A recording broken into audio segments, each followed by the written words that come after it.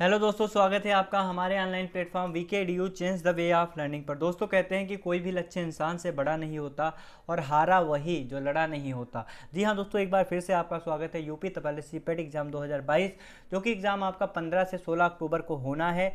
तो इसके लिए हम आपके लिए प्रतिदिन प्रैक्टिस सेट सामान्य ज्ञान के 50 प्रश्नों का क्रमवार करके लेकर आ रहे हैं। तो आज का प्रैक्टिस सेट नंबर हमारा 16 है। अगर आप फर्स्ट टाइम हमारे चैनल को विजिट कर रहे हैं तो हमारे चैनल को सब्सक्राइब करेंगे और साथ ही साथ में ज़्यादा से ज़्यादा लोगों तक इसे शेयर करेंगे। दोस्तों, अगर बात करी जाएगी प्रतिदिन हमारी क्लास जो है कितने बजे से होती है, तो प्रतिदिन 8 बजे शाम को हमारी क्लास से जुड़ना बिल्कुल भी ना भूलें। प्रतिदिन 8 बजे शाम को हमारी क्लास से अवश्य जुड़े।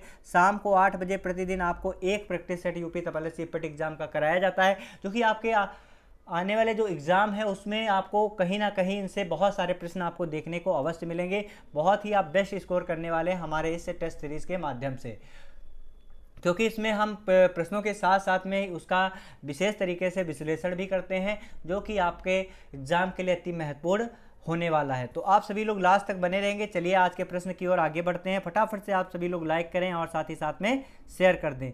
पहला प्रश्न है, निम्नलिखित में से वह स्थल सिंधु स्थल जहाँ से सूती कपड़े के अवशेष मिले हैं, तो वह स्थल कौन सा है जहाँ पर सूती कपड़े के अवशेष मिले हैं? रोपड़, मोहनजोदड़ो, कोट दीजी या फिर उपयुक्त सभी। इसका सही आंसर क्या होगा कमेंट सेक्शन में छाप देंगे। जी हाँ दोस्तों, फटाफट से आप सभी लोग कमेंट सेक्शन में छाप देंगे सिंधु का वह स्थल जहाँ से सूती कपड़े के अवशेष मिले हैं। तो इसका एकदम करेक्ट आंसर है मोहनजोदड़ो। दोस्तों, अगर बात की जाएगी मोहनजोदड़ो की, तो मोहनजोदड़ो की खोज किसने की? राखाल दास बनर्जी ने। किसने की? राखाल दास बनर्जी ने इसकी खोज की। और कब इसकी खोज की? तो राखाल दास बनर्जी ने सन 1922 में इसकी खोज की। और किसके नेतृत्व में? जॉन मार्शल के नेतृत्व में। किसके नेतृत्व में? जॉन मार्शल के नेतृत्व में। जॉन मार्शल उस समय पुरातत्वविद थे। और मोहनजोदड़ो स्थल कहाँ पर पाया गया? तो पाकिस्तान के सिंध प्रांत के लड़काना जिले में। पाकिस्तान के सिंध प्रांत के लड़काना जिले में। पाकिस्तान के सिंध प्रांत के लड़काना जिले में यह स्थान जो है प्राप्त हुआ। लड़काना जिले में यह स्थान प्राप्त हुआ। दोस्तों, अगर बात की जाएगी मोहनजोदड़ो, तो मोहनजोदड़ो को क्या कहा जाता है? ध्यान से देखेंगे, मोहनजोदड़ो को कहा जाता है मृतकों का टीला। मृतकों का टीला किसे कहा जाता है? मोहनजोदड़ो को। सिंध का नखलिस्तान किसे कहा जाता है? कमेंट सेक्शन में छाप देंगे। मोहनजोदड़ो की अगर बात करी जाएगी दोस्तों, ध्यान से देखेंगे, मोहनजोदड़ो की अगर बात करी जाएगी तो मोहनजोदड़ो यह जो स्थल है यहाँ पर क्या प्राप्त हुआ था? एक बृहत स्नानागार प्राप्त हुआ था। क्या प्राप्त हुआ था? बृहत स्नानागार। बृहत स्नानागार कहाँ से प्राप्त हुआ? मोहनजोदड़ो से। और कांसे की बनी नर्तकी, कांसे की नर्तकी की मूर्ति कहाँ प्राप्त हुई थी? कांसे की नर्तकी, कांसे की नर्तकी की मूर्ति कहाँ से प्राप्त हुई? तो यह भी दोस्तों मोहनजोदड़ो से प्राप्त हुई। अगला जो प्रश्न है उसकी तरफ हम लोग आगे बढ़ते हैं। आप लोग फटाफट से आज के सेशन को लाइक करेंगे और साथ ही साथ में शेयर करेंगे। इसी तरीके से हम हर एक क्वेश्चन का ऑपरेशन करने वाले हैं और विशेष तरीके से विश्लेषण करने वाले हैं, जो सारे आपके एग्जाम के पॉइंट ऑफ व्यू से बहुत ही महत्वपूर्ण होने वाले हैं। तो आप सभी लोग फटाफट से लाइक करें और साथ ही साथ शेयर कर दें सभी दोस्तों के साथ में। अगला जो प्रश्न है उसकी तरफ हम लोग आगे बढ़ते हैं। जी हाँ दोस्तों, अगला प्रश्न क्या है सभी दोस्त देखेंगे। जैन धर्म के तीर्थंकर महावीर स्वामी ने स्वीकार किया है। क्या स्वीकार किया है? फटाफट से कमेंट सेक्शन में छाप देंगे। जैन धर्म के तीर्थंकर महावीर स्वामी ने क्या स्वीकार किया है? ईश्वर के अस्तित्व को, वेदों की अपौरुषेयता को, या फिर पुनर्जन्म तथा कर्मवाद को, या फिर उपयुक्त सभी को। सही आंसर क्या होगा कमेंट सेक्शन में छाप देंगे। जितने सारे दोस्त आज के सेशन से जुड़े हुए हैं एक बार लाइक करेंगे और साथ ही साथ में शेयर करेंगे। दोस्तों, अगर बात करी जाएगी महावीर स्वामी की, दोस्तों अगर बात की जाएगी महावीर स्वामी की, तो इन्होंने क्या स्वीकार किया था? पुनर्जन्म तथा कर्मवाद को इन्होंने स्वीकार किया था। किसे स्वीकार किया था?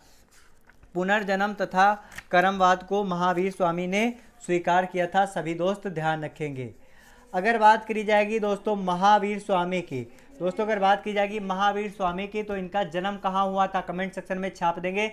तो वैशाली के कुंड ग्राम में महावीर स्वामी की अगर बात करी जाएगी दोस्तों, एक बार देखेंगे ध्यान से, महावीर स्वामी की बात करी जाएगी तो इनका जन्म कहाँ हुआ था? वैशाली के कुंड ग्राम में। वैशाली के कुंड ग्राम में इनका क्या हुआ था? जन्म हुआ था। बचपन में इन्हें किस नाम से जाना जाता था? तो बचपन में इनका नाम क्या था? वर्धमान। क्या नाम था? वर्धमान इनका नाम था, वर्धमान। इनके पिता का क्या नाम था, कमेंट सेक्शन में छाप देंगे। इनके पिता का नाम क्या था, इनके पिता का नाम था सिद्धार्थ। क्या नाम था, सिद्धार्थ इनके पिता का नाम था, जो कि ज्ञात्रक क्षत्रिय कुल के थे। अगर बात की जाएगी इनकी माता का नाम क्या था, कमेंट सेक्शन में छाप देंगे। तो दोस्तों अगर बात की जाएगी महावीर स्वामी की, तो इनकी माता का नाम था त्रिशिला। क्या नाम था, त्रिशिला इनकी माता का नाम था, त्रिशिला। अगर बात की जाएगी महावीर स्वामी की, तो इन्होंने गृह त्याग कब किया, तो 30 वर्ष की उम्र में इन्होंने गृह त्याग किया था। 30 वर्ष की उम्र में इन्होंने गृह त्याग किया था, गृह त्याग किया था। सभी दोस्त ध्यान रखेंगे। अगर बात की जाएगी इन्हें ज्ञान की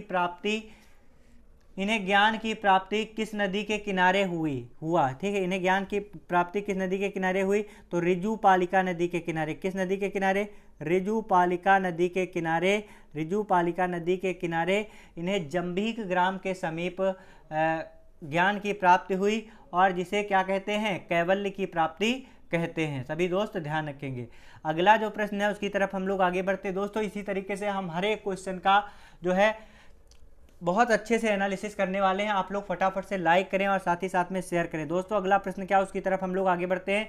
अशोक के किस अभिलेख से कलिंग के युद्ध की जानकारी मिलती है, कमेंट सेक्शन में छाप देंगे। अशोक के किस अभिलेख से, कमेंट सेक्शन में छाप देंगे। अशोक के किस अभिलेख से कलिंग के युद्ध की जानकारी मिलती है। सभी दोस्त फटाफट से कमेंट सेक्शन में छाप देंगे। जितने सारे दोस्त आज के सेशन से जुड़े हुए, एक बार लाइक करेंगे, एक बार लाइक करेंगे, जी हाँ एक बार लाइक करेंगे और ज़्यादा से ज़्यादा लोगों तक शेयर करेंगे। दोस्तों अगर बात की जाएगी अशोक की, तो अशोक के कलिंग के युद्ध का वर्णन किस में किया गया है, तो कलिंग के युद्ध का वर्णन इनके 13वें अभिलेख में किया गया। किस में किया गया, 13वें अभिलेख में इन्होंने कलिंग के युद्ध का वर्णन किया है, जिसमें इन्होंने जो है क्या बताया है, जिसमें इन्होंने यह बताया है कि इसमें क्या हुआ था, कलिंग के युद्ध में क्या हुआ था। तो कलिंग के युद्ध में आपका जो है बहुत सारे ढेर सारे मात्रा में जो है लोग बंदी बना लिए गए थे। लगभग 1,50,000 लोग इसमें बंदी बनाए गए थे, और साथ ही साथ में जो है लाखों लोग जो है इसमें मारे गए थे, जिसका उल्लेख इन्होंने किस में किया है, तो अपने 13वें अभिलेख में किया है। दोस्तों अगर बात करी जाएगी अशोक की दोस्तों अगर बात करी जाएगी तो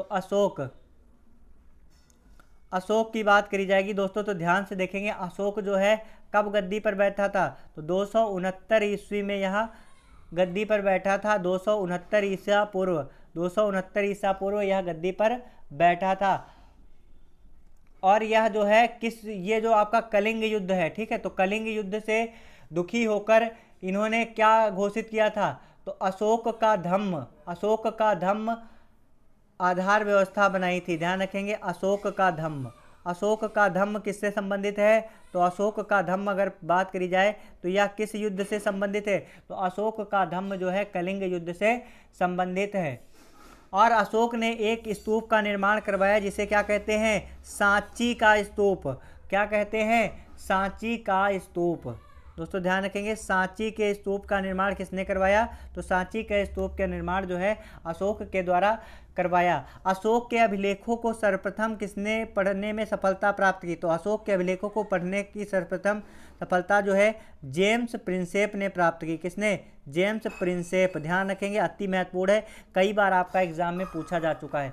अगला जो प्रश्न है उसकी तरफ हम लोग आगे बढ़ते हैं। फटाफट से आप सभी लोग लाइक करें और ज़्यादा से ज़्यादा लोगों तक शेयर करें। मौर्यकालीन भारत में विवरण प्रणाली वाले इंडिका के लेखक थे, बताएंगे विवरण प्रणाली वाले इंडिका के लेखक कौन थे, फटाफट से कमेंट सेक्शन में छाप देंगे। जितने सारे दोस्त जुड़े हुए एक बार लाइक करेंगे और साथ ही साथ में शेयर करेंगे। तो इसका दोस्तों एकदम सही आंसर है मेघस्थनीज। क्या है, मेघस्थनीज इसका दोस्तों एकदम करेक्ट आंसर है मेघस्थनीज जो है चंद्रगुप्त द्वितीय के शासनकाल में ये क्या थे, राजदूत थे। क्या थे, राजदूत थे। सभी दोस्त ध्यान रखेंगे मेघस्थनीज।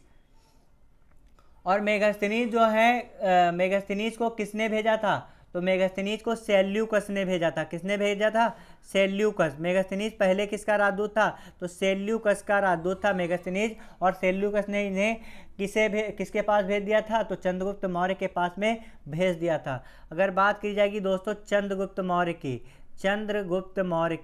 तो चंद्रगुप्त मौर्य की दोस्तों अगर बात करी जाएगी चंद्रगुप्त मौर्य की, तो चंद्रगुप्त मौर्य के गुरु का नाम क्या था, फटाफट से कमेंट सेक्शन में छाप देंगे।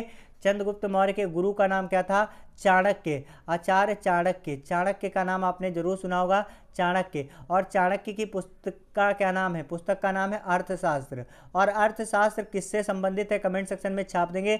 तो चाणक्य की पुस्तक है अर्थशास्त्र, या किससे संबंधित है, तो यह राजनीति से संबंधित है। किससे संबंधित है, राजनीति से संबंधित है, ना कि अर्थशास्त्र से संबंधित है। चाणक्य को और किस नाम से जानते थे, तो चाणक्य को कौटिल्य के नाम से जानते थे। किस नाम से, कौटिल्य के नाम से जानते थे। और साथ ही साथ यह चंद्रगुप्त मौर्य के मंत्री भी थे। अगला अगर बात की जाएगी चंद्रगुप्त मौर्य की, तो दोस्तों अगर चंद्रगुप्त मौर्य की बात करी जाएगी तो चंद्रगुप्त मौर्य का नाम, दूसरा नाम क्या था, तो चंद्रगुप्त मौर्य का दूसरा नाम था सैंड्रोकोट्स। क्या नाम था, सैंड्रोकोट्स नाम था इनका, सैंड्रोकोट्स। सैंड्रोकोट्स इनका नाम था, सभी दोस्त ध्यान रखेंगे, सैंड्रोकोट्स इनका नाम था। अगला जो प्रश्न है उसकी तरफ हम लोग आगे बढ़ते हैं। फटाफट से आप सभी लोग लाइक करेंगे और ज़्यादा से ज़्यादा लोगों तक शेयर करेंगे। अगला प्रश्न है, हर्षवर्धन ने जयसेन नामक बौद्ध विद्वान के 80 बड़े गाँव की आय दान में दी। ये 80 गांव कहाँ पे स्थित थे, फटाफट से कमेंट सेक्शन में छाप देंगे। ये 80 गांव जो है कहाँ पर स्थित है, सभी दोस्त इसका आंसर कमेंट सेक्शन में जरूर देंगे। दोस्तों अगर बात की जाएगी हर्षवर्धन ने 80 बड़े गांवों की आय दान में दी थी, तो ये कहाँ के हैं, उड़ीसा। उड़ीसा, ऑप्शन सी आपका एकदम करेक्ट आंसर है, उड़ीसा। अगला जो प्रश्न है उसकी तरफ हम लोग आगे बढ़ते हैं। फटाफट से आप सभी लोग आज के सेशन को लाइक करेंगे और साथ ही साथ में शेयर करेंगे। विक्रमशिला महाविहार की स्थापना किस वंश के शासक ने करवाई, तो विक्रमशिला महाविहार की स्थापना किस शासक ने करवाई, पाल वंश, सेन वंश, पुष्यभूति वंश या फिर वर्मन वंश। तो दोस्तों इसका एकदम करेक्ट आंसर है पाल वंश। पाल वंश की अगर बात करी जाएगी तो दोस्तों सबसे पहली बात है पाल वंश में किस शासक ने करवाई थी, तो पाल वंश ने विक्रमशिला विश्वविद्यालय, नाम याद रखेंगे वहाँ पर विक्रमशिला विश्वविद्यालय होगा, सभी दोस्त ध्यान रखेंगे क्या है, विक्रमशिला विश्वविद्यालय, विक्रमशिला विश्वविद्यालय। तो विक्रमशिला विश्वविद्यालय की खोज किसके द्वारा की गई, तो विक्रमशिला विश्वविद्यालय की खोज जो है आविष्कार किसके द्वारा किया गया, धर्मपाल के द्वारा किया गया, धर्मपाल के द्वारा किया गया। तो खोज से संबंधित और उससे संबंधित महत्वपूर्ण वैज्ञानिकों की क्लास हम आपके लिए लाएंगे और आप लोग बिल्कुल निश्चिंत रहिए, आपकी सारी प्रिपरेशन आपकी यहीं से होने वाली है। पाल वंश की अगर बात करी जाएगी दोस्तों, तो पाल वंश के संस्थापक कौन हैं, कमेंट सेक्शन में छाप देंगे। पाल वंश के संस्थापक कौन थे, पाल वंश के संस्थापक कौन थे, तो पाल वंश के संस्थापक कौन थे, गोपाल। और पाल वंश के ही शासक कौन थे, पाल वंश के ही शासक थे धर्मपाल, जिन्होंने विक्रमशिला विश्वविद्यालय की स्थापना की थी। अगला जो प्रश्न है उसकी तरफ हम लोग आगे बढ़ते हैं। आप लोग फटाफट से सेशन को लाइक करें और साथ ही साथ में शेयर करें। अगला प्रश्न है, तैमूर के आक्रमण के बाद भारत में किस वंश का राज्य स्थापित हुआ, बताएंगे। तैमूर के आक्रमण के बाद भारत में किस वंश का राज्य स्थापित हुआ, तो ये जो आपके ऑप्शन है इसमें जो है वंश का नाम बताना है, लेकिन यहाँ इमारतों के नाम है, तो इसलिए ये ऑप्शन आपके गलत है। तो अगर बात करी जाएगी दोस्तों तैमूर के आक्रमण के बाद में भारत में किसका शासनकाल हुआ, तो तैमूर के आक्रमण के बाद में भारत में किसका शासनकाल हुआ, तो भारत में सैयद वंश का शासनकाल रहा। किसका, सैयद वंश का शासनकाल रहा, सभी दोस्त ध्यान रखेंगे, सैयद वंश का शासनकाल रहेगा। अगला प्रश्न जो है उसे हम लोग देखते हैं, फटाफट से आप सभी लोग इसका आंसर कमेंट सेक्शन में बताएंगे। दिल्ली में, ध्यान से देखेंगे, दिल्ली में कौन सा ऐतिहासिक स्मारक भारत तथा फारसी वास्तुकला शैली का उदाहरण है, तो भारत में, ध्यान से देखेंगे, भारत में फारसी वास्तुकला शैली का, भारतीय तथा फारसी वास्तुकला शैली का उदाहरण कौन सी इमारत है, हुमायूं का मकबरा। ऑप्शन बी आपका एकदम करेक्ट आंसर है, हुमायूं का मकबरा। ये कहाँ पर है, दिल्ली में है। कहाँ पर है दोस्तों, दिल्ली में है, सभी ध्यान रखेंगे। अगला प्रश्न क्या है उसकी तरफ हम लोग आगे बढ़ते हैं। अगला प्रश्न है, शिवाजी के अधिकारों और उनके कार्यों के संबंध में सुमेलित नहीं करता है, तो क्या सुमेलित नहीं करता है, कमेंट सेक्शन में छाप देंगे।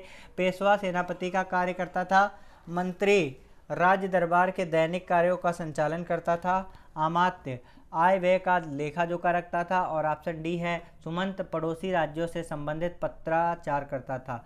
तो इसमें कौन सा ऑप्शन है जो शिवाजी के अधिकारों और उनके कार्यों से संबंधों से सुमेलित नहीं करता था, तो इसका एकदम करेक्ट आंसर है पेशवा सेनापति का कार्य करता था।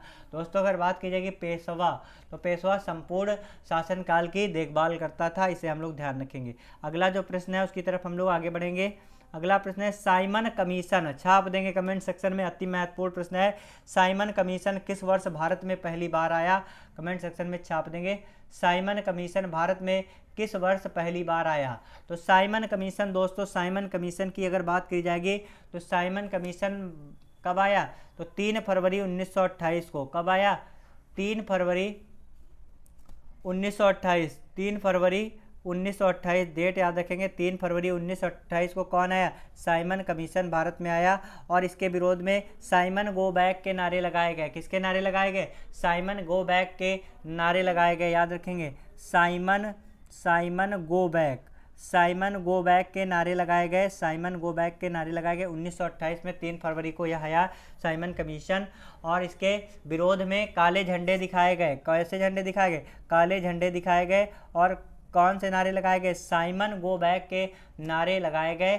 और इसे ही क्या कहा जाता है, इसे श्वेत कमीशन कहा जाता है। क्या कहा जाता है, श्वेत कमीशन। साइमन कमीशन को क्या कहा जाता है, श्वेत कमीशन कहा जाता है। सभी दोस्त ध्यान रखेंगे।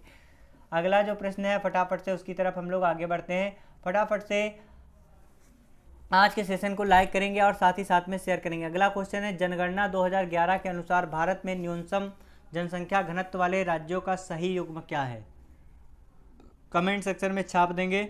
सही युग्म क्या है, तो इसका सही युग्म क्या है बताएंगे। अरुणाचल प्रदेश, मणिपुर, सिक्किम, अरुणाचल प्रदेश, मिजोरम या फिर सिक्किम, मिजोरम, सिक्किम, अरुणाचल प्रदेश, सिक्किम, मिजोरम, मणिपुर। तो दोस्तों इसका एकदम करेक्ट आंसर हो जाएगा। अगर बात की जाएगी जनसंख्या के अनुसार भारत में सर्वाधिक जनघनत्व वाले राज्यों में जनघनत्व राज्य वाले में बिहार तथा सबसे कम जनघनत्व वाले राज्यों में कौन है, अरुणाचल प्रदेश। तो कम जनघनत्व वाले में क्रम से अगर देखा जाए तो अरुणाचल प्रदेश और मिजोरम और सिक्किम है। सबसे ज़्यादा जनसंख्या घनत्व कहाँ पर जनघनत्व वाला राज्य कौन सा है, बिहार है, ध्यान रखेंगे। अगला जो प्रश्न है उसकी तरफ हम लोग आगे बढ़ते हैं। अगला प्रश्न है दोस्तों निम्नलिखित कथनों पर विचार कीजिए। कार्बन डाइऑक्साइड व जलवाष्प ग्रीन हाउस गैसें हैं, नाइट्रोजन एक निष्क्रिय गैस है। सही आंसर क्या होगा कमेंट सेक्शन में छाप देंगे। जितने सारे दोस्त जुड़े हुए एक बार लाइक करेंगे और साथ ही साथ में शेयर करेंगे। दोस्तों अगर बात की जाएगी कार्बन डाइऑक्साइड की, तो कार्बन डाइऑक्साइड इसे क्या कहते हैं, CO2 कहते हैं। ध्यान से देखेंगे, इसे समझ लेंगे हम लोग, समझना बहुत ही इंपॉर्टेंट है। इसे कहते हैं CO2, जो कि आपके पृथ्वी के तल से 20 किलोमीटर ऊंचाई तक ही पाई जाती है। 20 किलोमीटर ऊंचाई तक ही पाई जाती है और यह एक ग्रीन हाउस गैस है। तो हमारा कथन 1 जो है सही है। अगर बात की जाएगी नाइट्रोजन की, तो नाइट्रोजन एक निष्क्रिय गैस है।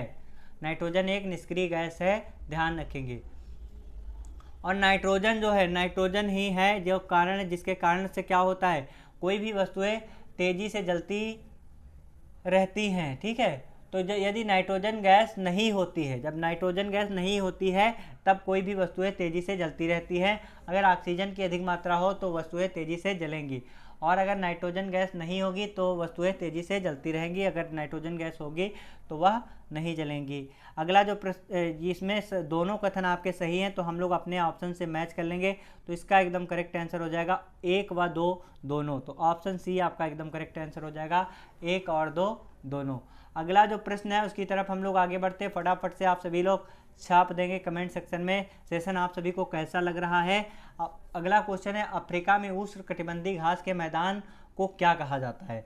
तो अगर बात की जाएगी अफ्रीका में उष्णकटिबंधीय घास के मैदान को क्या कहा जाता है, वेल्डस, सवाना, पंपाज या फिर प्रेयरीज। सही आंसर क्या होगा कमेंट सेक्शन में छाप देंगे। तो दोस्तों अगर बात की जाएगी अफ्रीका में उष्णकटिबंधीय घास के मैदान को क्या कहते हैं, तो अफ्रीका में उष्णकटिबंधीय घास के मैदान को क्या कहते हैं, सवाना घास के मैदान कहते हैं। क्या कहते हैं, सवाना कहते हैं, ध्यान रखेंगे। दोस्तों अगर बात की जाएगी वेल्डस की अगर दोस्तों बात की जाएगी तो वेल्डस जो है अफ्रीका के शीतोष्ण कटिबंधीय घास के मैदान है। कहाँ के हैं, अफ्रीका के हैं, अफ्रीका के शीतोष्ण कटिबंधीय है, ध्यान रखेंगे, शीतोष्ण कटिबंधीय हैं, कटिबंधीय घास के मैदान है, सभी दोस्त ध्यान रखेंगे।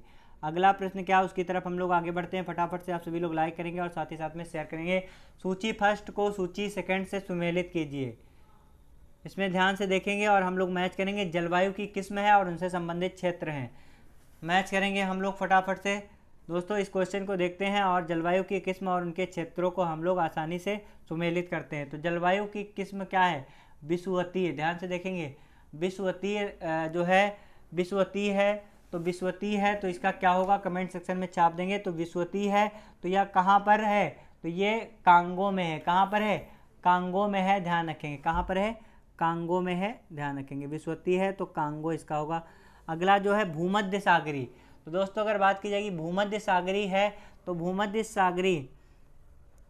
सागरी ये कहाँ पर होगी, कैलिफोर्निया। क्या होगा, कैलिफोर्निया होगा, क्योंकि यह संयुक्त राज्य अमेरिका के पश्चिमी भाग पर स्थित है। कैलिफोर्निया यहाँ पर भूमध्य सागरी आपका है। अगला जो है मानसून, तो मानसून जो है मानसूनी जलवायु क्षेत्र किसके अंतर्गत आता है, तो मानसूनी जलवायु क्षेत्र जो है म्यांमार के अंतर्गत आता है। सी का हो जाएगा 2। और सवाना की अगर बात की जाएगी तो उत्तर पूर्वी अफ्रीका। सवाना गैस अभी मैंने आपको बताया, सवाना घास का मैदान अभी हमने आपको बताया था, सवाना घास। तो सवाना घास क्या बताया था, उत्तरीय अफ्रीका में पाया जाता है। और इसे अगर ध्यान से देखेंगे तो उत्तर पूर्वी अफ्रीका कहा जाएगा। और कहाँ पाया गया मेनली, इसमें हमारे ऑप्शन में तो सूडान है, तो सूडान आपका कहाँ पड़ता है, तो सूडान आपका उत्तरी अफ्रीका में पड़ता है। तो इस हिसाब से हम लोग अगर मैच करेंगे, पहले का चौथा है और दूसरे का बी का है पहला, सी का है दूसरा और डी का है तीसरा। तो इस हिसाब से हमारा ऑप्शन डी एकदम करेक्ट आंसर है। सभी दोस्त ध्यान रखेंगे। अगला प्रश्न क्या है उसकी तरफ हम लोग आगे बढ़ते हैं। फटाफट से आप सभी लोग आज के सेशन को लाइक करेंगे और साथ ही साथ में शेयर करेंगे। अगला है सूची 1 को सूची 2 से सम्मिलित करना है। एक तरफ प्रदेश लिखा है, दूसरे तरफ उनसे संबंधित जलवायु लिखी हुई है, तो फटाफट से इन्हें सम्मिलित करना है। तो सभी दोस्त बताएंगे बांग्लादेश की जलवायु कैसी है, कमेंट सेक्शन में छाप देंगे बांग्लादेश की जलवायु कैसी है। तो बांग्लादेश की जलवायु की बात करी जाएगी दोस्तों, तो बांग्लादेश की जलवायु है उष्णकटिबंधीय मानसूनी। क्या है, उष्णकटिबंधीय मानसूनी। अगर बात की जाएगी कैलिफोर्निया की, तो कैलिफोर्निया कैसी है, भूमध्य सागरीय है। कैसी है, भूमध्य सागरीय है। अगर बात की जाएगी साइबेरिया, तो साइबेरिया की जलवायु कैसी है, तो साइबेरिया की जलवायु है शीत शीतोष्ण। कैसी है, शीत शीतोष्ण। और पश्चिमी ऑस्ट्रेलिया की कैसी है, तो पश्चिमी ऑस्ट्रेलिया की है उष्ण मरुस्थल। सभी दोस्त ध्यान रखेंगे। तो अब इसमें हम लोग मैच कर लेंगे। बांग्लादेश का है उष्णकटिबंधीय मानसून, पहले का चौथा है, दूसरे का पहला है, तीसरे का दूसरा है, चौथे का तीसरा है। तो इस तरीके से हम लोग मिला लेंगे। तो पहले का चौथा किसमें है, सबसे पहले हम लोग इसे देखेंगे। तो पहले का चौथा किसमें है देखेंगे दोस्तों, तो पहले का चौथा सब में है, बी का पहला, सी का दूसरा, डी का तीसरा। ऑप्शन बी आपका मैच कर रहा है, तो इसलिए ऑप्शन बी आपका एकदम करेक्ट आंसर है। सभी दोस्त ध्यान रखेंगे। अगला प्रश्न क्या है उसकी तरफ हम लोग आगे बढ़ते हैं दोस्तों। अगला प्रश्न है, भारत में सकल आय की गणना निम्नलिखित में से किसके द्वारा की जाती है, बताएंगे। भारत में सकल आय की गणना निम्नलिखित में से किसके द्वारा की जाती है। आपके ऑप्शन है नीति आयोग, वित्त मंत्रालय, स्टेट बैंक ऑफ इंडिया या फिर केंद्रीय सांख्यिकी कार्यालय। तो इसका एकदम करेक्ट आंसर हो जाएगा, सकल आय की गणना किसके द्वारा की जाती है, केंद्रीय सांख्यिकी कार्यालय के द्वारा। अगला जो प्रश्न है उसकी तरफ हम लोग आगे बढ़ते हैं। जी हाँ दोस्तों, अगला प्रश्न है, सब्जियों का उत्पादन किस खेती के अंतर्गत किया जाता है। सब्जियों का उत्पादन किस खेती के अंतर्गत किया जाता है, vermi culture, PC culture, ओलेरी culture या फिर मोरी कल्चर। सही आंसर क्या होगा कमेंट सेक्शन में छाप देंगे जितने सारे दोस्त आज के सेशन से जुड़े हुए। दोस्तों अगर बात करी जाएगी फलों का अध्ययन किस क्षेत्र से संबंधित है, फलों नहीं सब्जियों का पूछा गया, ध्यान से देखेंगे, सब्जियों का अध्ययन पूछा गया, फलों का भी हम आपको बता देंगे। तो सब्जियों का उत्पादन किस क्षेत्र से संबंधित है, तो सब्जियों का उत्पादन की अगर बात की जाएगी तो ये किससे संबंधित है, ओलेरी कल्चर। ऑप्शन सी आपका एकदम करेक्ट आंसर है, ओलेरी कल्चर किससे संबंधित है, फलों के उत्पादन से। अगर बात की जाएगी दोस्तों वर्मी कल्चर की अगर बात की जाएगी तो केचुआ पालन किसके अंतर्गत किया जाता है, तो केचुआ पालन किसके अंतर्गत किया जाता है, तो केचुआ पालन वर्मी कल्चर के अंतर्गत किया जाता है। केचुआ को क्या कहते हैं, किसान का मित्र। तो किसान का मित्र किसे कहा जाता है, तो किसान का मित्र केचुआ को कहा जाता है। पीसी कल्चर के अंतर्गत किसकी क्या होता है, तो पीसी कल्चर में मत्स्य पालन होता है। क्या होता है, मत्स्य पालन। अगला जो है मोरी कल्चर, ध्यान से देखेंगे मोरी कल्चर की अगर बात की जाएगी तो इसमें क्या होता है, रेशम कीट हेतु शहतूत उगाना। ठीक है, रेशम कीट हेतु क्या करना, रेशम कीट हेतु शहतूत उगाना इसके अंतर्गत आता है। सभी दोस्त ध्यान रखेंगे। अगर बात की जाएगी फल उत्पादन का अध्ययन किसमें किया जाता है, कमेंट सेक्शन में छाप देंगे, फल उत्पादन का अध्ययन किसमें किया जाता है, तो फल उत्पादन का अध्ययन जो है पोमोलॉजी में किया जाता है। किस में किया जाता है? पोमोलॉजी में इसका अध्ययन किया जाता है। अगला जो प्रश्न है उसकी तरफ हम लोग आगे बढ़ते हैं। फटाफट से लाइक करेंगे और साथ ही साथ में शेयर करेंगे। भारत में क्रेडिट रेटिंग जारी करता है, तो भारत में क्रेडिट रेटिंग कौन जारी करता है? कमेंट सेक्शन में छाप देंगे। तो भारत में क्रेडिट रेटिंग कौन जारी करता है? क्रिसल, इफा, केयर या फिर उपयुक्त सभी। तो दोस्तों अगर बात की जाएगी भारत में कंपनियों में क्रेडिट रेटिंग के लिए 3 संस्थाएं प्रमुख हैं, क्रिसल, इफ्रा एवं केयर। तो इसलिए उपरोक्त सभी इसके लिए एकदम सुटेबल आंसर रहेगा। ऑप्शन डी आपका एकदम करेक्ट आंसर है। अगर अगले क्वेश्चन की बात करी जाएगी दोस्तों तो ध्यान से देखेंगे, भारतीय रुपये कितनी बार अवमूल्यन किया गया? भारतीय रुपयों का कितनी बार अवमूल्यन किया गया? फटाफट से कमेंट सेक्शन में छाप देंगे। तो भारतीय रुपयों का अब तक लगभग 3 बार अवमूल्यन किया जा चुका है, तो 3 बार इसका एकदम करेक्ट आंसर है। एक बार 1949 में हुआ, सन याद रखेंगे 1949 में, फिर आपका 1966 में, और फिर आपका कब हुआ? 1966 में, और उसके बाद आपका कब हुआ? ध्यान से देखेंगे 1966 में, और तीसरी बात आपका हुआ 1991 में। अगला जो प्रश्न है उसकी तरफ हम लोग आगे बढ़ते हैं। फटाफट से आप सभी लोग लाइक करेंगे और साथ ही साथ में शेयर कर देंगे। बेसल क्या है? कमेंट सेक्शन में छाप देंगे। बेसल क्या है? बैंक जोखिम प्रबंध से संबंधित है, व्यापार से संबंधित है, जीएसटी से संबंधित है, बीमा से संबंधित है। तो दोस्तों अगर बात की जाएगी बेसल की, तो बेसल किससे संबंधित है? बैंक जोखिम प्रबंध से संबंधित है। किससे संबंधित है? बैंक जोखिम प्रबंध से संबंधित है। ऑप्शन ए आपका एकदम करेक्ट आंसर है। अगला प्रश्न क्या, उसकी तरफ हम लोग आगे बढ़ते हैं। संसदीय सरकार में राज्याध्यक्ष हो सकता है, तो बताएंगे संसदीय प्रणाली में राज्याध्यक्ष कौन हो सकता है? निर्वाचित प्रतिनिधि, वंशानुगत व्यक्ति, या फिर आपका मनोनीति व्यक्ति, या फिर इनमें से कोई नहीं। तो इसका एकदम करेक्ट आंसर क्या हो जाएगा? इनमें से कोई नहीं। इनमें से कोई नहीं। संसदीय शासन प्रणाली के अंतर्गत अगर बात की जाएगी दोस्तों, राज्याध्यक्ष निर्वाचित हो सकता है और वंशानुगत भी हो सकता है। अगला जो प्रश्न है उसकी तरफ हम लोग आगे बढ़ते हैं। फटाफट से आप सभी लोग लाइक करेंगे और ज़्यादा से ज़्यादा लोगों तक शेयर करेंगे। एक ऐसी संवैधानिक व्यवस्था जिसका आधारभूत सिद्धांत कार्यकारिणी का विधायिका के प्रति निरंतर उत्तरदायित्व होता है। कार्यकारिणी के प्रति क्या होता है? कार्यकारिणी का विधायिका के प्रति निरंतर उत्तरदायित्व होता है। ऑप्शन ए है लोकतंत्र, ऑप्शन बी है संसदीय लोकतंत्र, ऑप्शन सी है समाजवादी लोकतंत्र, ऑप्शन डी है प्रत्यक्ष लोकतंत्र। तो इसका एकदम करेक्ट आंसर हो जाएगा ऑप्शन बी आपका एकदम करेक्ट आंसर हो जाएगा संसदीय लोकतंत्र। संसदीय लोकतंत्र एक ऐसी संवैधानिक व्यवस्था है जिसका आधारभूत सिद्धांत कार्यकारिणी और विधायिकी के प्रति निरंतर ही उत्तरदायित्व रहता है। सभी दोस्त ध्यान रखेंगे। अगला प्रश्न क्या, उसकी तरफ हम लोग आगे बढ़ते हैं।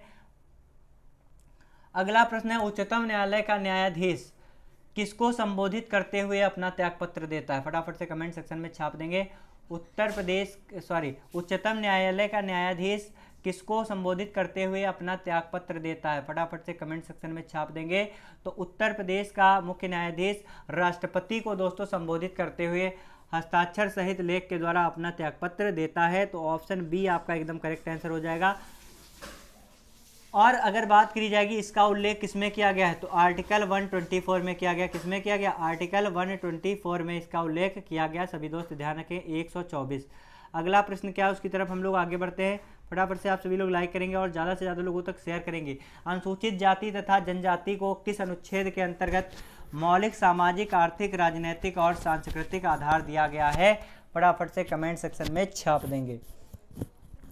तो अगर बात करी जाएगी दोस्तों ध्यान से देखेंगे, अगर बात की जाएगी अनुसूचित जाति तथा जनजाति को किस अनुच्छेद के अंतर्गत मौलिक तथा सामाजिक, आर्थिक, राजनीतिक तथा सांस्कृतिक अधिकार दिया गया है, तो इसका एकदम करेक्ट आंसर हो जाएगा अनुच्छेद 17। अनुच्छेद 17। अनुच्छेद 17 क्या है?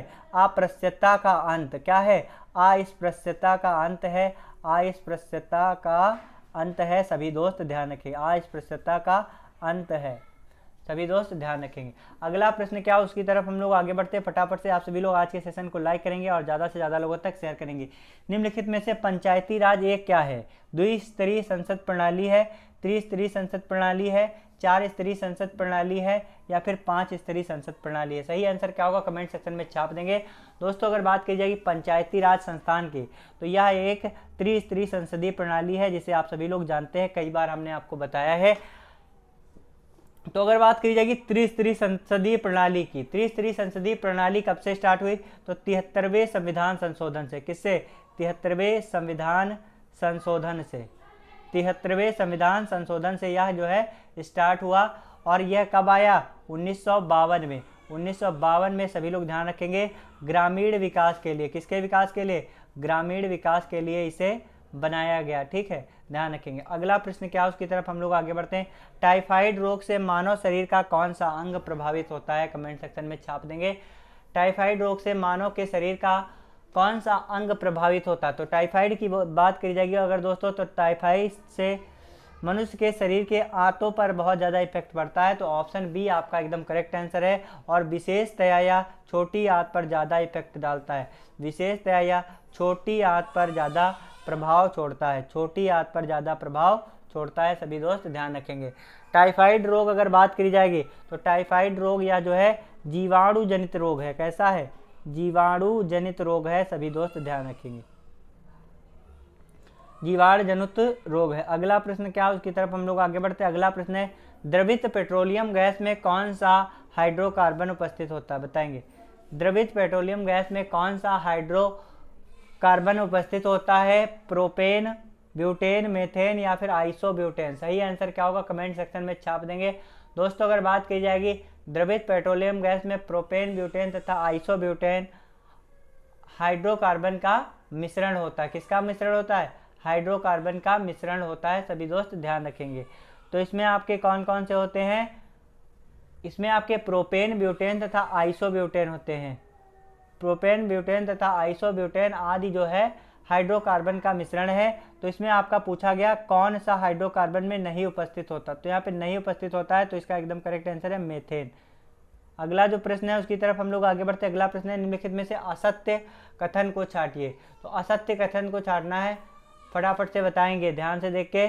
ग्लूकोज में सार्वभौमिक शर्करा कहा जाता है। ग्लूकोज को सार्वभौमिक शर्करा कहा जाता है, या फिर ग्लूकोज को एल्डोहेक्टोज शर्करा कहते हैं, या फिर श्वसन की प्रक्रिया में फ्रक्टोज का विघटन होता है, या फिर सभी खाद्य पदार्थ में ग्लूकोज पाया जाता है। इसका सही एकदम करेक्ट आंसर क्या होगा? कमेंट सेक्शन में छाप देंगे। तो दोस्तों अगर बात की जाएगी सही आंसर की, तो इसका एकदम करेक्ट आंसर है ऑप्शन सी। श्वसन की प्रक्रिया में फ्रक्टोज का क्या होता है? विघटन होता है। क्या होता है? फ्रक्टोज का विघटन होता है। अगला जो प्रश्न है उसकी तरफ हम लोग आगे बढ़ते हैं। अगला प्रश्न निम्नलिखित में से CNS का भाग है। कौन CNS का भाग है? बताएंगे। निम्नलिखित में से CNS का भाग है। CNS का मतलब होता है, क्या होता है? Central nervous system. ये आपका बायोलॉजी का एक वर्ड है CNS, ध्यान देंगे।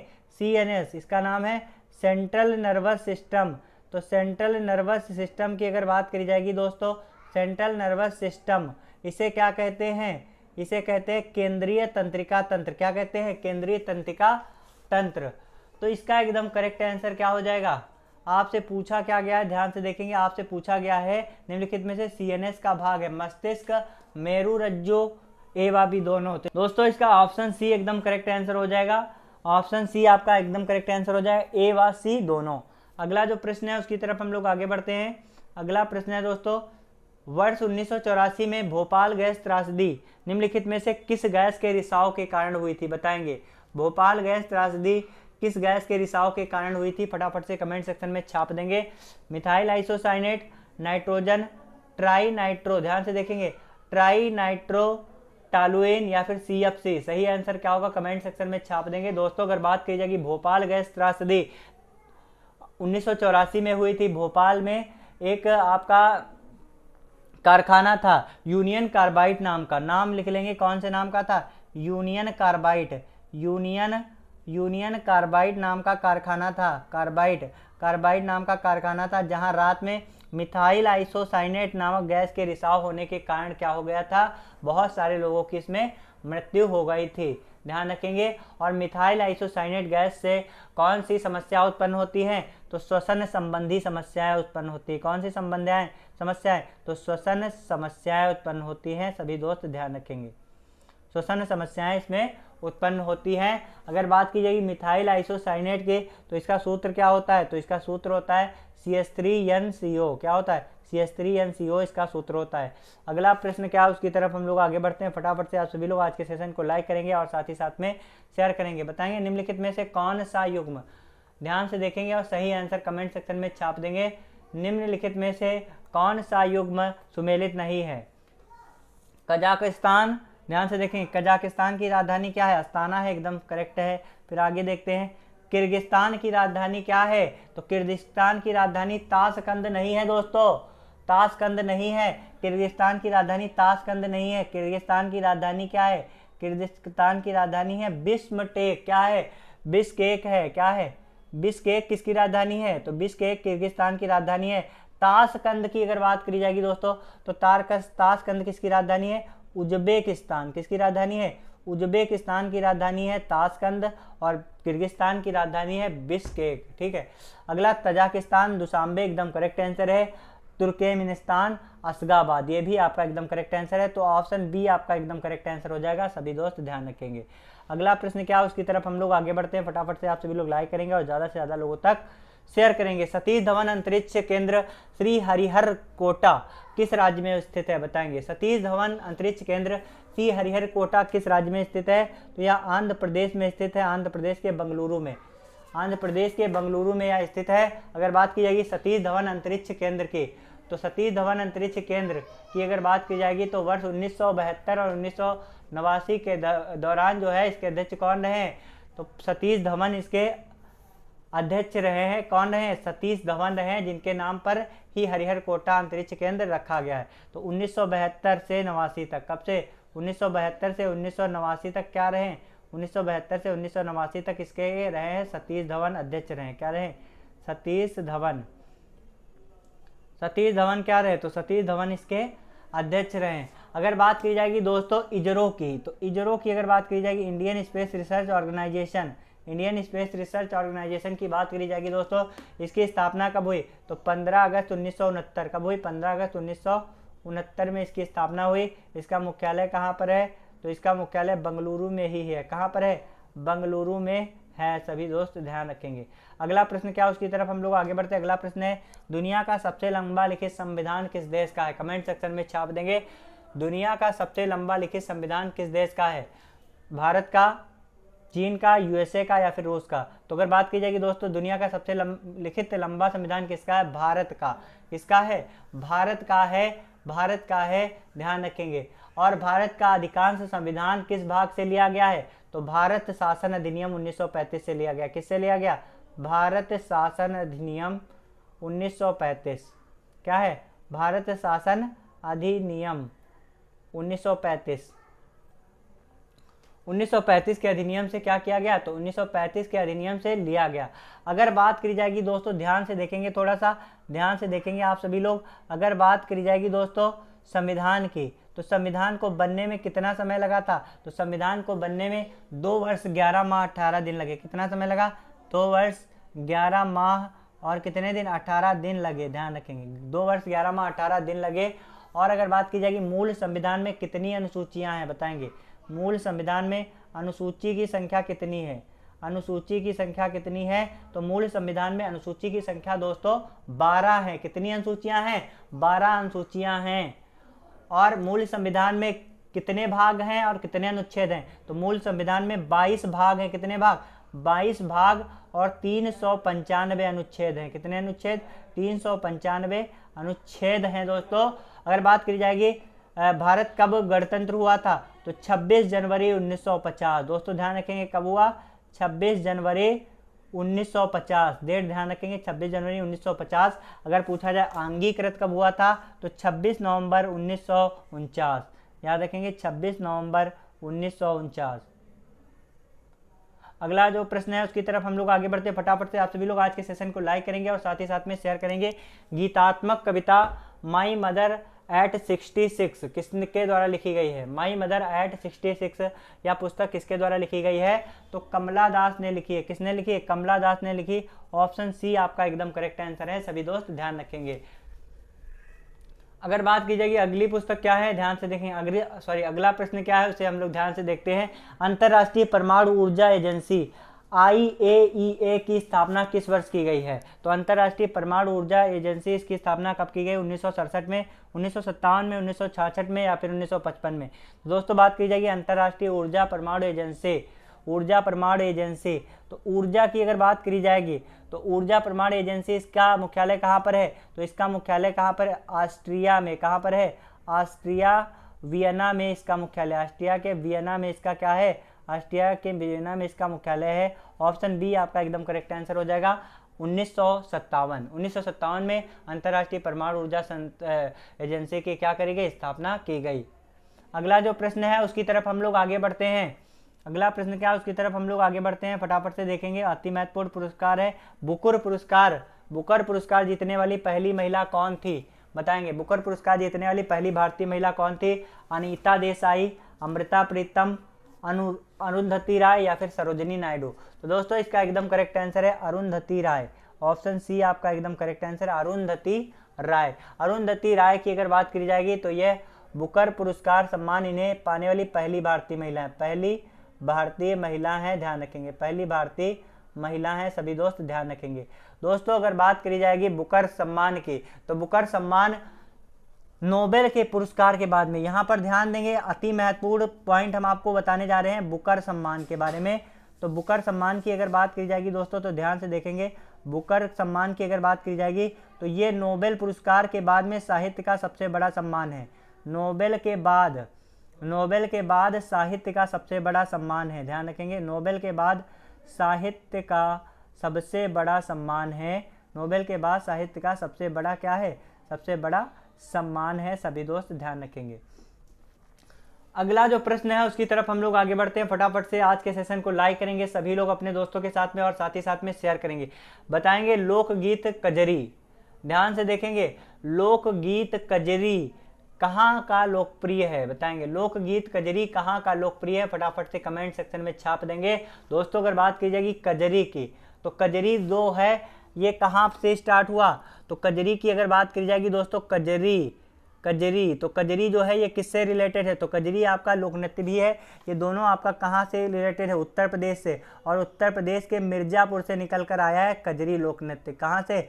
उत्तर प्रदेश के मिर्जापुर से निकल कर आया है कजरी लोक नृत्य, सभी लोग ध्यान रखेंगे। इसकी उत्पत्ति क्या है? मिर्जापुर। कजरी के गीतों में क्या होता है? तो कजरी के गीतों में राधा और कृष्ण के लीलाओं का वर्णन मिलता है। किसका वर्णन मिलता है? राधा कृष्ण के लीलाओं का वर्णन मिलता है, सभी लोग ध्यान रखेंगे। राधा कृष्ण की लीलाओं का क्या मिलता है? वर्णन इसके अंतर्गत मिलता है। तो इसका एकदम करेक्ट आंसर हो जाएगा ऑप्शन बी आपका एकदम करेक्ट आंसर है, यूपी। अगला प्रश्न क्या है देखेंगे ध्यान से सभी लोग। अगला प्रश्न है दोस्तों, महिला कुश्ती को किस वर्ष ओलंपिक खेलों में शामिल किया गया? बताएंगे महिला कुश्ती को किस वर्ष ओलंपिक खेलों में शामिल किया गया? 2003 में, 2002 में, 2006 में या फिर 2004 में? तो दोस्तों अगर बात की जाएगी महिला कुश्ती, तो महिला कुश्ती को कब शामिल किया गया? तो सन 2004 में शामिल किया गया। ऑप्शन डी आपका एकदम करेक्ट आंसर है। ऑप्शन डी आपका क्या है? एकदम करेक्ट आंसर है, सभी दोस्त ध्यान रखेंगे, सभी दोस्त ध्यान रखेंगे। अगला प्रश्न क्या है उसकी तरफ हम लोग आगे बढ़ते हैं। अगला प्रश्न है, पंचायती राज संस्थान की स्थापना करने वाला पहला भारतीय राज्य कौन सा है? बताएंगे पंचायती राज संस्थान की स्थापना करने वाला पहला भारतीय राज्य कौन सा है? फटाफट से कमेंट सेक्शन में छाप देंगे। जितने सारे दोस्त आज के सेशन से जुड़े हुए एक बार लाइक करेंगे और साथ ही साथ में शेयर करेंगे। आपके ऑप्शन है उत्तर प्रदेश, राजस्थान, पंजाब या फिर आंध्र प्रदेश। तो पंचायती राज की स्थापना करने वाला भारत का पहला राज्य कौन सा बना था? राजस्थान। ऑप्शन बी आपका एकदम करेक्ट आंसर है। और पंचायती राज व्यवस्था की अगर बात करी जाएगी दोस्तों, तो पंचायती राज व्यवस्था कब से स्टार्ट हुई? 1992 से स्टार्ट हुई। किस संविधान संशोधन के अंतर्गत? तो 73वें संविधान संशोधन के अंतर्गत। 73वें संविधान संशोधन के, ध्यान रखेंगे, 73वें संविधान संशोधन के अंतर्गत आपका क्या आता है? संविधान संशोधन में आपका पंचायती राज व्यवस्था आता है। संशोधन में क्या आता है? पंचायती राज व्यवस्था आता है, सभी दोस्त ध्यान रखेंगे। अगला जो प्रश्न है उसकी तरफ हम लोग आगे बढ़ते हैं। फटाफट से आप सभी लोग लाइक करेंगे और ज़्यादा से ज़्यादा लोगों तक शेयर करेंगे। बिरजू महाराज, अति महत्वपूर्ण प्रश्न है, बताएंगे, छाप देंगे कमेंट सेक्शन में। बिरजू महाराज किससे संबंधित है? शास्त्रीय गायन से, शास्त्रीय वादन से, कथक से या फिर संगीतकार? तो दोस्तों फटाफट से कमेंट सेक्शन में छाप देंगे इसका एकदम करेक्ट आंसर क्या होने वाला है। तो दोस्तों अगर बात की जाएगी बिरजू महाराज की, तो बिरजू महाराज किस शास्त्रीय नृत्य से संबंधित है? तो ये कथक से संबंधित है। किससे संबंधित है? कथक से संबंधित है। और कथक का अर्थ क्या होता है? कथक का अर्थ होता है कथा कहना। क्या होता है? कथा कहना। हमने आपको बताया कथक का अर्थ क्या होता है? कथा कहना। और दोस्तों अगर याद करना है ट्रिक से तो ध्यान रखना, कथा होते ही सभी लोग उतर गए। क्या हो गए? उतर गए। तो कथक कहाँ का है? तो उत्तर से बन जाएगा हमारा उत्तर प्रदेश। तो अगर बात की जाएगी कथक से संबंधित प्रमुख घराने कौन से हैं, तो बताएंगे कथक से संबंधित प्रमुख घराने कौन से हैं, कमेंट सेक्शन में छाप देंगे। दोस्तों अगर बात की जाएगी कथक से संबंधित प्रमुख घराने कौन कौन से हैं, तो लिख लेंगे जयपुर घराना, लखनऊ घराना, रायपुर घराना, लिख लेंगे जयपुर, रायपुर, लखनऊ। ध्यान रखेंगे जयपुर, रायपुर, लखनऊ। और साथ ही साथ में आपका क्या है? बनारस। क्या है? बनारस। ये घराने किससे संबंधित है? तो ये घराने जो हैं कथक से संबंधित है। और अगर बात की जाएगी कथक से संबंधित प्रमुख जो कलाकार हैं उनके नाम क्या क्या हैं, तो एक बार ध्यान से सुनेंगे जिससे आप सभी को याद हो जाए। तो लच्छू महाराज, बिरजू महाराज, अच्छन महाराज और सितारा देवी, ये किससे संबंधित हैं? तो ये संबंधित है आपके कथक से। और एक ट्रिक आपको बता दे, जिसके लास्ट में आपको क्या मिल जाए? महाराज। क्या मिल जाए? महाराज अगर लास्ट में मिल जाए तो आप कथक उसे कर सकते हैं। अगर आपको बिल्कुल कंफर्म नहीं है तो क्या करके आएंगे? कथक कर सकते हैं, क्योंकि कथक जो है कथक का अर्थ क्या होता है? कथक। क्या होता है? कथक। और कथक को कौन कहता है? तो कथा को पंडित महाराज लोग कहते हैं। तो इसलिए जो इसके कलाकार हैं उनके नामों के लास्ट में क्या लगा हुआ है? महाराज लगा। जैसे कि पंडित बिरजू महाराज, पंडित लच्छू महाराज, पंडित अच्छन महाराज, तो ये जो है सबके लास्ट में क्या लगा हुआ? महाराज। तो लास्ट में महाराज आए तो कथक इसका होगा, सभी दोस्त ध्यान रखेंगे। और इसकी एक और है सितारा देवी, इसे भी हम लोग याद रखेंगे।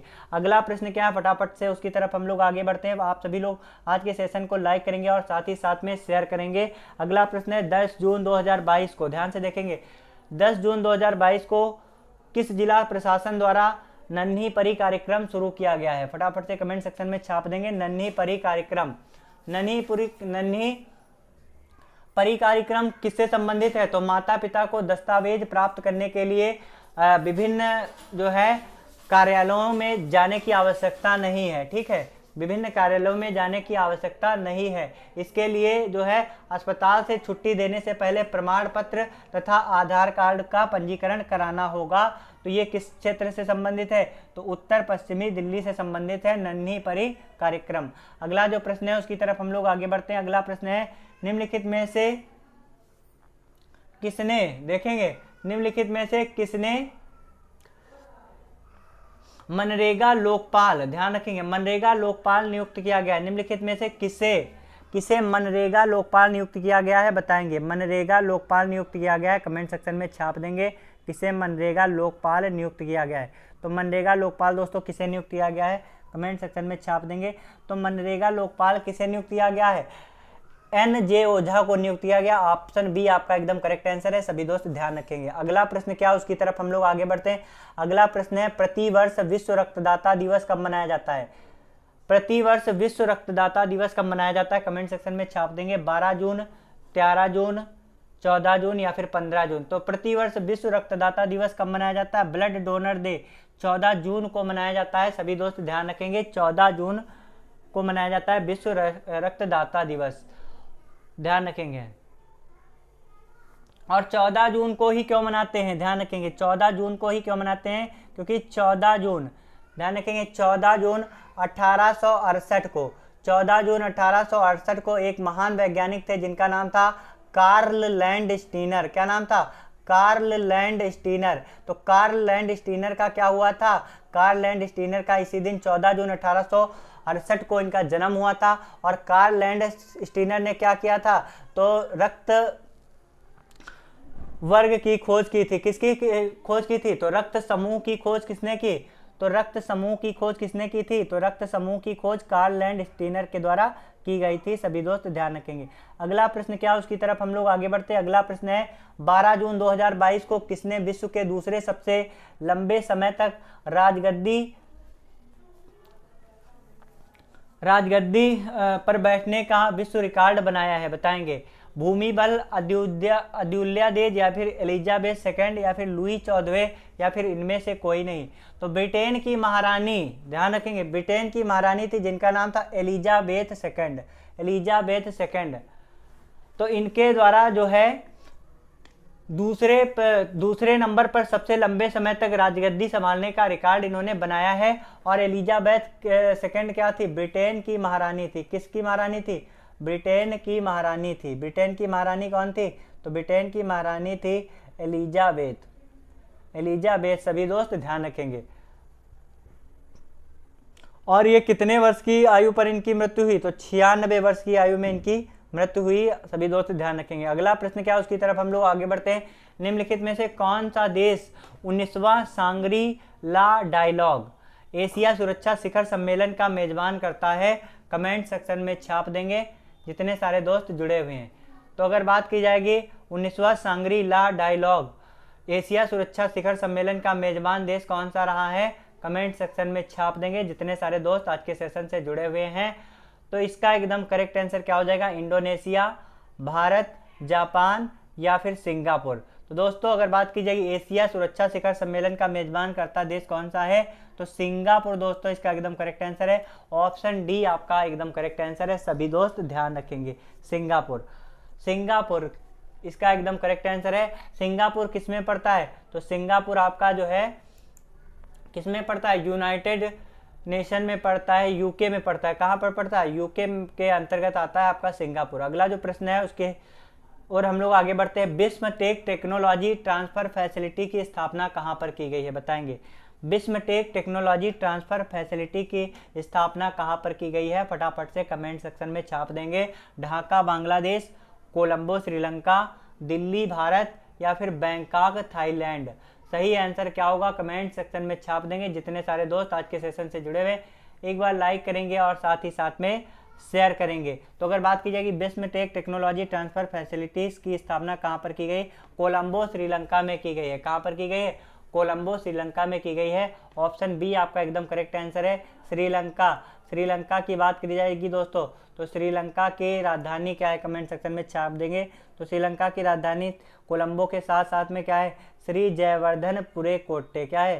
श्री जयवर्धनपुरे कोट्टे इसकी राजधानी है। सभी दोस्त ध्यान रखेंगे। और श्रीलंका और भारत के बीच में जो जल संधि बनती है, भारत और श्रीलंका के बीच में क्या बनती है? एक जल संधि बनती है। क्या बनती है? जल संधि बनती है। इंडिया और श्रीलंका के बीच में जो जल संधि बनती है इसे क्या कहते हैं? इसे कहते हैं पाक जल संधि। क्या कहते हैं?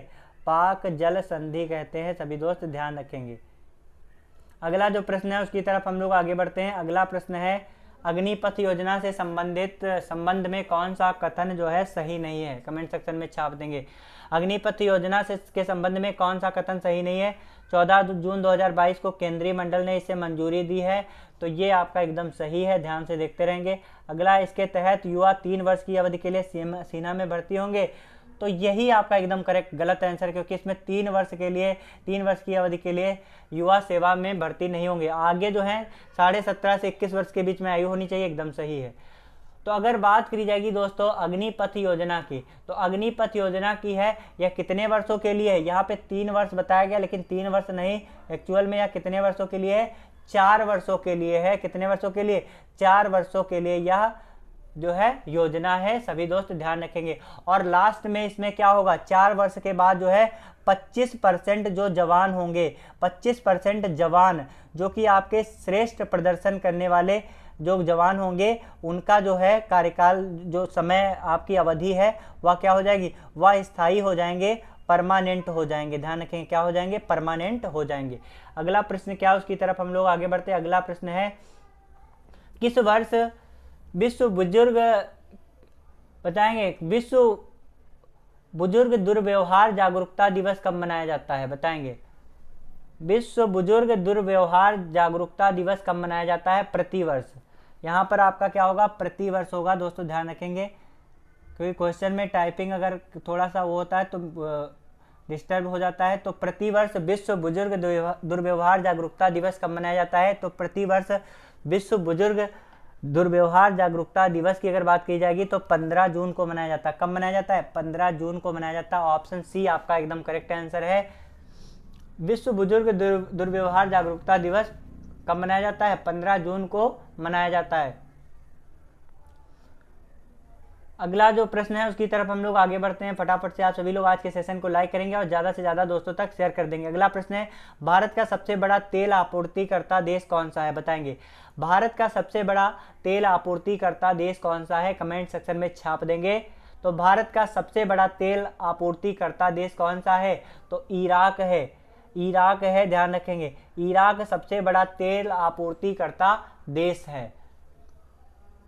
और अगर बात की जाएगी रूस, तो रूस दूसरा सबसे बड़ा देश है, दूसरा तेल का आपूर्तिकर्ता सबसे बड़ा देश है।